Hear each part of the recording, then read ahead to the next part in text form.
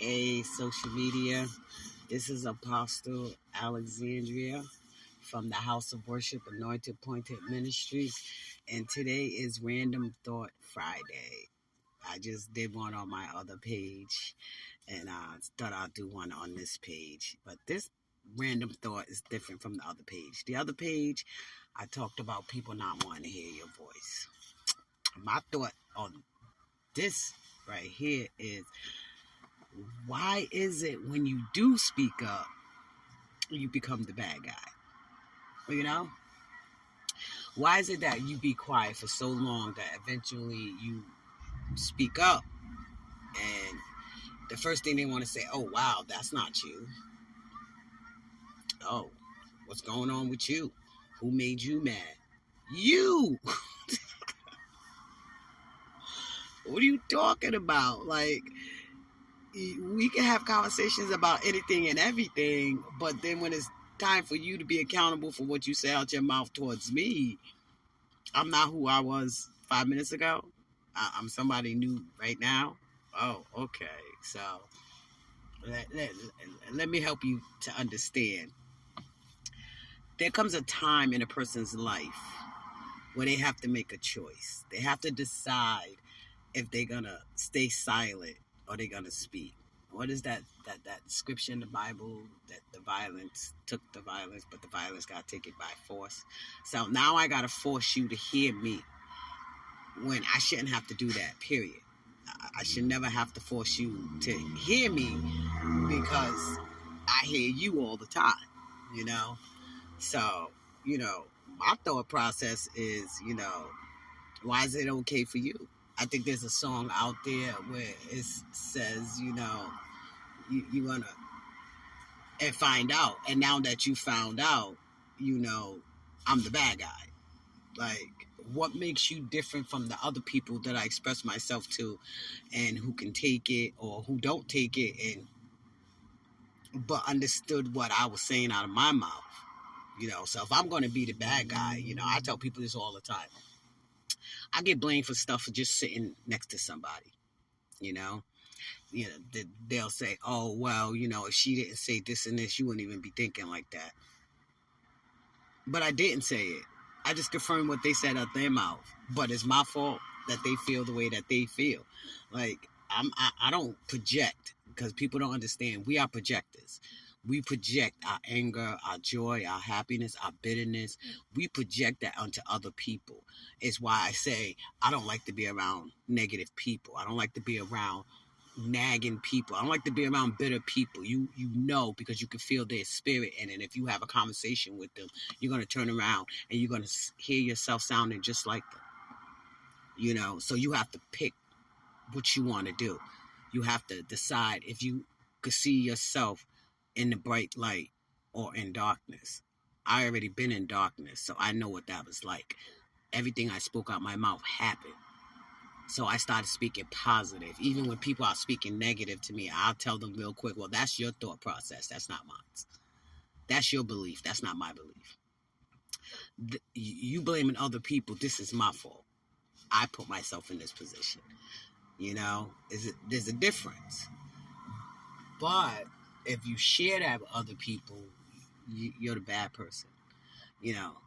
I used to, I have conversations about, why I cheated in my relationships. And I explained to them just like this, I said, sex is sex. I don't care what people say. Other people say what they want to say. Me, personally, sex is sex. I don't accumulate sex to a relationship because of what I've been through. Being a rape survivor and, being molested as a child. Sex don't move me. You know what I'm saying? You can do whatever you want to do. I'm going to get mine regardless, But that's not going to make me want to be with you. That's not going to make me change the way I am as a person, chasing you around and allowing you to do the things that you want to do to me because you think if we get in the bedroom and you put it on me, I'm going to be okay. Nah, bruh, don't work that way. I need this. I need communication. You know what I'm saying? I need attention. I need my time with you. I need to be able to conversate with you. I need to be able to talk to you. So if I'm saying to you that we don't have a healthy communication, and I'm expressing to you all the time, you know, and if I find myself with the next dude knowing I'm in this relationship, something over here is not right. So what I decided to do is, before I let another man take my time, I'm going to leave this man alone. But I'm the bad guy because I chose to leave you alone so I won't cheat on you. But I'm walking away from the relationship because whatever you want to say to the people, I don't care. But like I said to him, when I was cheating, I didn't think about your feelings. I didn't think about the ramification, what's going to happen. I just had one rule, don't ask me to leave my man, and I'm not going to ask you to leave your woman. You bring that conversation up, we're going about our business. You know what I'm saying? Because I cheated with you. What makes you think you're going to be faithful to me? Come on now. I ain't that dumb. As my grandma would say, you lose your man the way you meet your man. So if I met you cheating, I'm going to lose you cheating. And before I let another man cheat on me, I'm going to keep it moving. You know what I'm saying?